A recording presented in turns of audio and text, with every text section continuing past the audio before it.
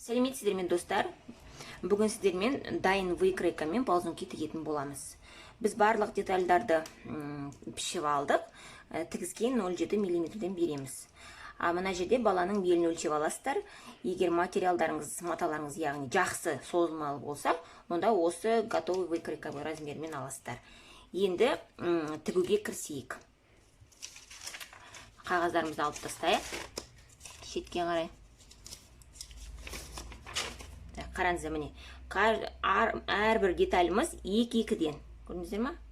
Енді мына бірінші деталімізді тура ортасынан осылай бір-біріне қойып, ортасынан мына жерде белгілеп аласыздар. Тура ортасына белгі сап аласыздар. Міне, мына жерге. Одан кейін оған екінші деталімізді аламыз. Осыны да тура солай ортасынан белгілеп аласыздар. Міне. Осылай бүктеп, мына жерден белгі сап алыңыздар. Арнайы фломастер болады, өшіп қалатын, сондаймен. Міне, осылай бір-біріне қоясыздар. Содан кейін түйреп аламыз. Түйреп аламыз. Енді мына шетін бір-біріне түйістіреміз осылай. Осы жерде бұны көктеп алғандарыңыз оңай болады өздеріңізге. Мына екі шетін бір-біріне келтіріп алыңыздар да. Мына жерін көктеп алыңыздар. Осыған келтіріп, сыйғызып көктеп аласыздар. Содан кейін машинкамен жүргізіп шығамыз. Міне, екеуін бір-біріне тігіп алдық. Қараңыздар. Міне. Енді мына алдыңғы детальға артқы детальді қосамыз. Міне осылай қараңыздар. Екеуін бір-біріне осылай біріктіреміз. Міне. Мына тігіспен мына тігісті қосасыздар осылай. Қазір мен көрсетейін сіздерге жақынырақ. Міне. Бірінші осылай қадап аламыз инемен. Осы жерге барлығын біріктіреміз. Осылай машинкамен жүргізіп шығамыз.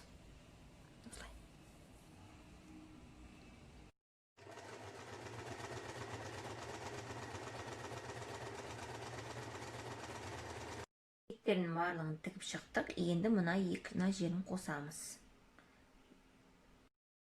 Шектерінің барлығын тігіп шықтық. Енді өкшесіне кірісеміз. Міне өкшесін тігеміз. Мына өкшені жаңағындай аламыз да ортасынан белгілейміз. Осылай ортасынан бүктеп екі шетін белгілейміз. Мына жерден белгі саласыздар. Мына жерде де тура солай. Осылай ортасынан бүктеп екі шетін белгілейміз. Содан кейін табанын мынаған тігеміз осылай. Өкшесінің барлығын инемен түйреп алдық. Міне қараңыздар, осылай. Енді тігуге кірісемін. Түйреп аласыздар, ыңғайлы. Или көктеп алсаңыздар болады. Өздеріңізге қалай ыңғайлы солай жасаңыздар. Енді тігуге кірісеміз.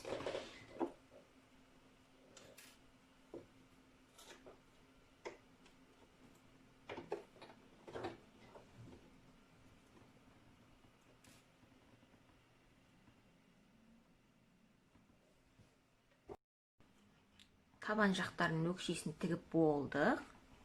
Енді бір жағын ішін сыртына аударамыз. Бір жағын ғана аударамыз осылай. Сыртқа қарай. Міне осылай аударасыздар. Бір жағын осылай қолға киесіздер. Сосын мына екінші жағына ішіне кіргіземіз. Оң жағын. Осылай ішіне кіргізесіздер. Көрдіңіздер ме? Енді мына тігістерін осылай біріктіріп, мына жағын былай белгілеп аламыз. Инемен қадап алыңыздар. Не болмаса көктеп алыңыздар. Мына жағын осыған, мына оң жағын оң жаққа. Міне осылай екі жағын бір-біріне тігеміз. Міне қараңыздар. Айналдыра тігіп шықтық. Енді ползункимізді сыртқа аударамыз. Қараңыздар. Аударық. Міне осылай аударып аламыз. Енді бұған біз резинкасын тігуіміз керек.